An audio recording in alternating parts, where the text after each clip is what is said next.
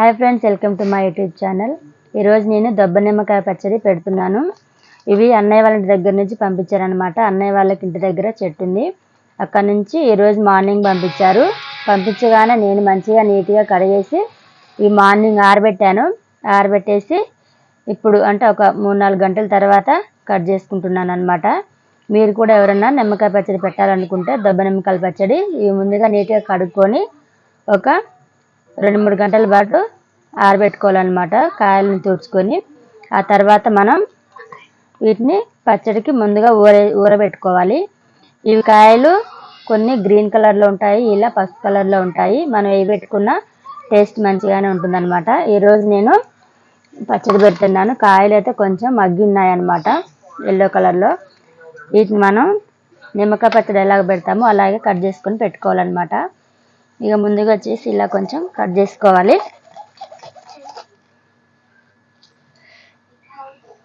ఎప్పుడైనా కాయని ఇలా కట్ చేసుకోవాలన్నమాట. ఇలా మన ఇష్టము. 4 ముక్కలు కావాలంటే ఒక కాయలో 4 ముక్కలు చేసుకోవచ్చు, ఇంకెక్కువ కావాలంటే చేసుకోవచ్చు. కానీ ఇందులో మనం 4 ముక్కల కంటే ఎక్కువ చేయలేమన్నమాట.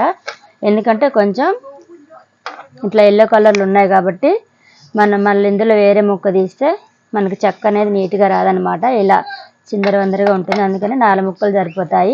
ఇలా కట్ చేసుకొని నేనైతే నేరుగా జాడీలు వేసుకుంటున్నాను అనమాట.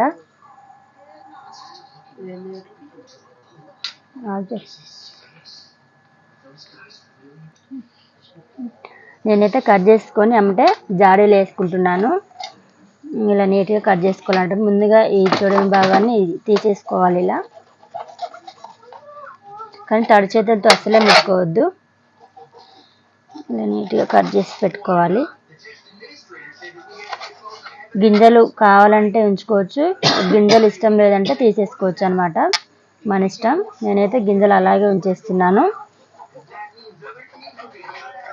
కానీ పచ్చడి అయితే చాలా టేస్టీగా ఉంటుంది. ఇప్పుడు వచ్చేది నెక్స్ట్ సమ్మర్ కాబట్టి ఈ సమ్మర్లో నిమ్మకాయ పచ్చడి కానీ ఇలా దొబ్బ నిమ్మకాయ పచ్చడి కానీ ఇవి తింటే చాలా మంచిది అనమాట. హెల్త్కి కూడా చాలా మంచిది. ఇందులో విటమిన్స్ అనేవి ఉంటాయి కాబట్టి ఇలా కట్ చేసుకోవాలన్నమాట. నేను ఆల్రెడీ ఇంతకుముందు పెట్టాను వీడియో, కాకపోతే ఈసారి కొంచెం లెంత్ వీడియో కట్ చేసి పెడదామని చెప్పేసి ఎలా పెట్టాలి ఏందనేది వీడియో తీస్తున్నాను అనమాట.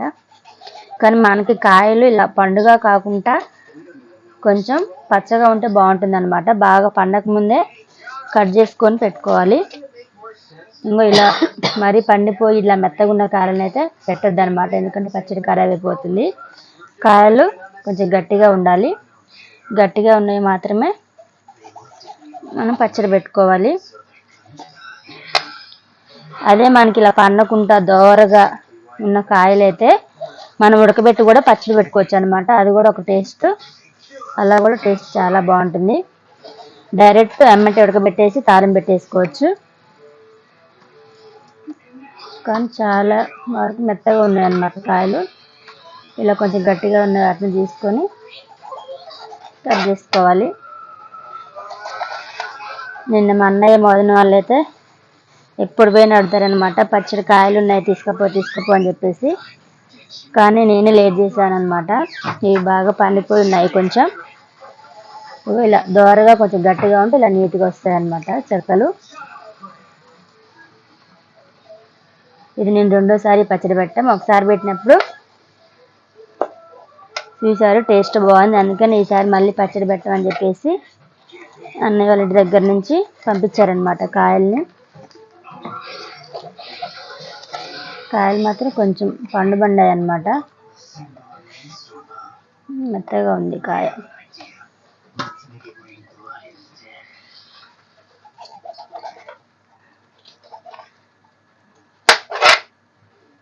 ఇలా మెత్తగా ఉన్న కాయలు పెట్టుకుంటే అలాగే ఉంచేసుకుంటే బెటర్, పెట్టినా ఖరాబ్ అయిపోతుంది.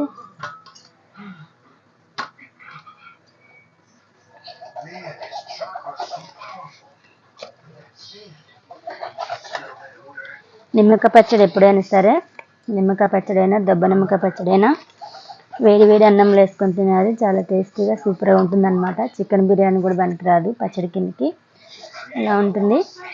ఈ ఎండాకాలం అయితే మంచిగా చల్లం అనమాట తింటే ఈ పచ్చడిని. మనం మంచిగా దీన్ని ఊరబెట్టుకోవాలి. చెక్కలన్నీ ఊరిన తర్వాత తీసి తాళం పెట్టుకుంటే మనకి 1 సంవత్సరం వరకు కూడా పచ్చడి ఖరాబ్ అనేది కాదనమాట. కానీ కారం మాత్రం ఎర్రగా ఉన్నది మంచిగా పోసుకోవాలి. పచ్చడి కూడా మనకు అలాగే ఎర్రగా కనిపిస్తుంది. ఇలా కట్ చేసుకోవాలన్నమాట.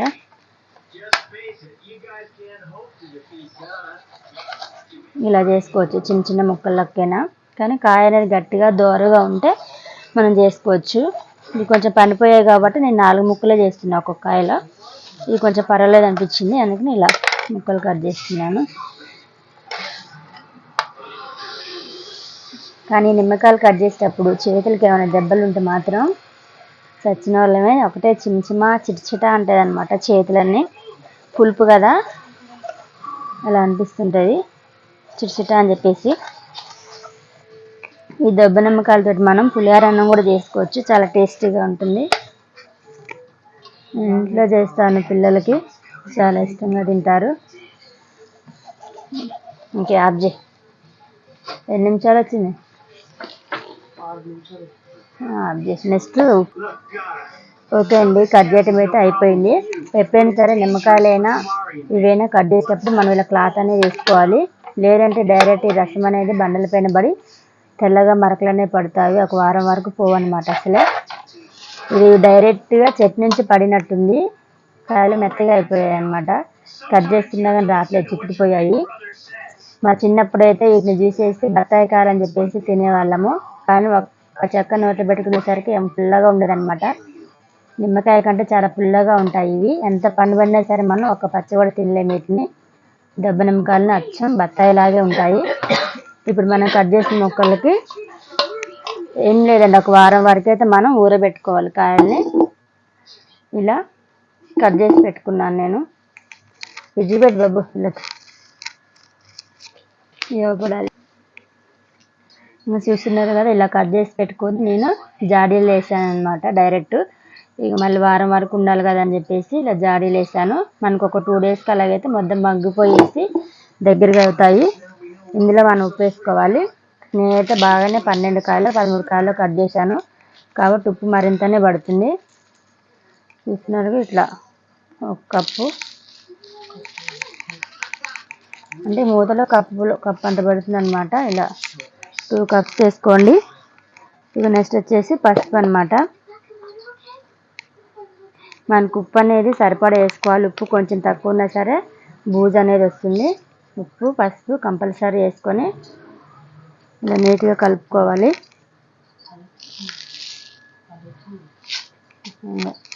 ఇలా కలుపుకోవాలి. ఇలా ముందు చెక్కలకు మంచిగా పడేటట్టు ఇలా కలుపుకోవాలన్నమాట.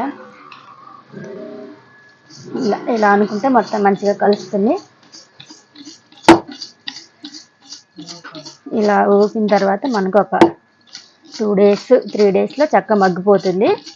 ఇక 1 వీక్లో కంప్లీట్ అయిపోతుంది అనమాట. తర్వాత కారం కలుపుకొని మనం తాలింపు పెట్టుకుంటే సరిపోతుంది. ఓకే ఫ్రెండ్స్, చూసారు కదా. మళ్ళీ నేను తాలింపు పెట్టే రోజు మీకు వీడియో అనేది చూపిస్తాను. ఓకే అండి, బాయ్.